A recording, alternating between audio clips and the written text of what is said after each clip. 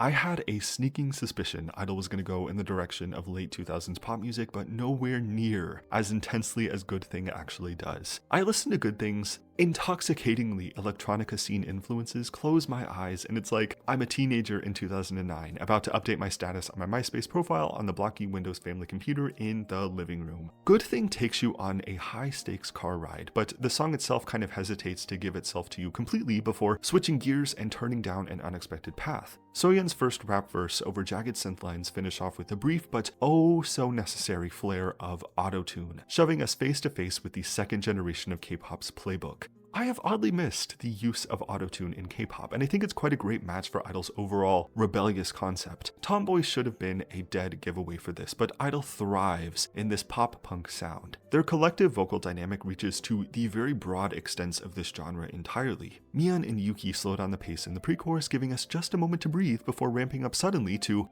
a kind of underwhelming chorus. Nagging vocals deliver the leading sentiment of the song in a surprisingly flat way that's a little reminiscent of Girlfriend's hook sections, but for what the chorus lacks in energy and dynamic is made up for tenfold, maybe hundredfold in the post-chorus. Oh my gosh, the absolute star of the show that drives this scene aesthetic home. The autotune and guitar lines come back, but this time with, I think they're called chiptune features, like video game sounds, that work to forge an even stronger metaphorical swoop bang to this group's production. I don't mean this in a derogatory way, but it's primetime Jeffree Star scene music in the best way possible, I promise. But this is also the glory days of the second generation of K-pop, hints and notes of the most prominent EDM party-focused groups like 2NE1, Tiara, and of course, most notably, their label-mate predecessor 4Minute. The chiptune elements stay with us after that first chorus, trailing into the second verse and matching so well with Yuki's low-tone rap verse, pulling the scope of this song together. The first chorus and the second verse combo packs an unapologetic 1-2 punch. It turns out to be such a heavy-handed play into the late 2000s, early 2010s pop music, more than I think I ever could have anticipated from i-dle. The music video continues the cooler tones we saw from the Girlfriend video, but more splashes of warmer colors in the city and subway contrast with the all-white editorial scene, as i-dle apparently is choosing violence and are enacting some kind of revenge on each other. The concept of the editorial scene is stop hate, spread love, but off the set and in the real world, the members all hate each other. It's an odd next step after the Girlfriend camaraderie of the previous singles video, but oddly enough, the silliness of the rivalry concept somehow showcases the group's strong chemistry together, that they can act as if they don't like each other with such conviction. So the message in the end is that maybe a girlfriend is not better than a boyfriend, and in fact, anybody and everybody could be plotting against you at this very moment. So in a roundabout way, you need to believe in yourself more than anyone else. I think? I don't know, it reminds me of the down-to-earth, apocalyptic visual styles of Anti-Fragile, you know, finding meaning in the chaos of people apparently out to betray you or who would just simply like to see you fall.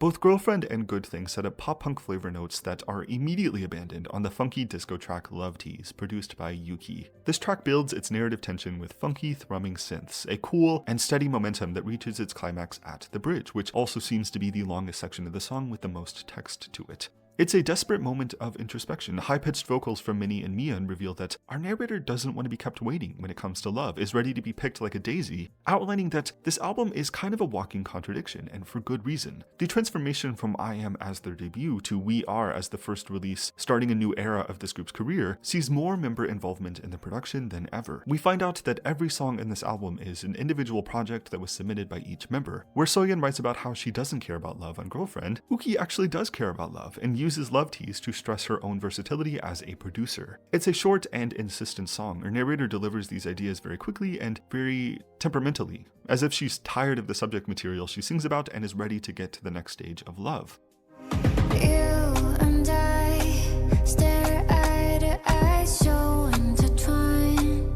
Chain has a guttural, slow-moving synth beneath it that really accentuates Minnie's novel-esque writing styles. This song feels like it could so easily be a part of the I Trust album, even continuing some of the narrative ideas presented on Oh My God. Minnie is a poet in so many senses. She excels at creating an atmosphere that's built from the brooding yet dreamy instrumentals she tends to work with. Chain places us musically in some kind of dungeon, with a narrator who has let herself inside and is ready to be chained to another person in the name of love. We have an author who loves loves so intensely and accepts that. A lot of texture is provided in the way these ideas are expressed with quite clear clarity. Asking to be chained by another person and never wanting to be set free gives us insights into this quite skewed view of love. It's all or nothing, a very self-aware sense of madness, but all through such a reserved and self-aware delivery that creates an uneasy sense of tension throughout this song. It's dreamcore, but forged and adapted to the writing styles of many.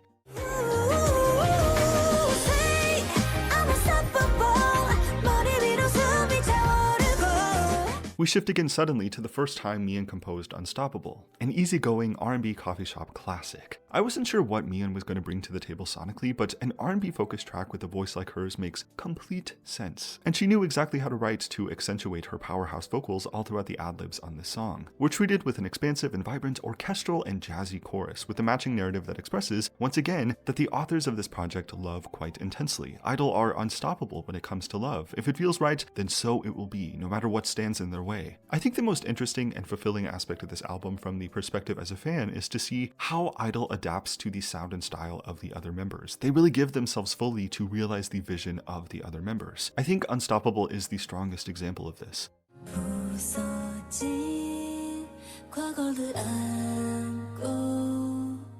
Our final song on this album is If You Want, a piano and orchestral ballad featuring first-time full writing credits from Shua. A ballad is kind of an odd musical choice considering where we started and how we got here, but with all the sentiments about second-generation K-pop in mind, a ballad that sounds like it comes straight from a K-drama soundtrack makes complete sense on this album. Shua writes very descriptively, characterizing the sights of the city around her as she promises to leave the memories of what she did in the past in the name of love behind her. It's time to move on, not dwell on what happened before, but also to take the time to consider why things went wrong, to learn and grow in order to move on. And for an album that opens very skeptical of love, ready to leave it all behind to focus on the self, the rest of the album actually picks the conversation of love back up and looks very deeply into what it means to each member as a writer and composer. A little contradictory, but in the best way possible. Again, the transition from I am to we are signals the collective involvement from every single member this time to truly make a fully realized project. Each song works as a look into the kind of artists that the members see themselves as going forward in this new chapter of i-dle's career. That is what we are means, and as a functioning starting point towards even greater growth as artists in the future in this new era of i-dle, this album is incredible. I'm so excited to see where they go in the future. i-dle's potential is genuinely limitless at this point. I think my favorite songs right now are Chain and Good Thing. Those are my top two that really stand out to me at first impression, and yeah, I think these are all of my thoughts. Thank you for watching this. If you did, let me know how you feel about the album. What songs stand out to you on first impression, especially about the singles? How do you feel about the pop-punk edge and what seems to be the slow creeping of elements of the second generation of K-pop into the fray? For as much as there has been to complain about minimalism, I really think we're in store for an overwhelming sense of maximalism in the years to come, for better and certainly for worse. But yeah, let me know what you think. Thanks again for watching, subscribe if you want to, and I will see you next time.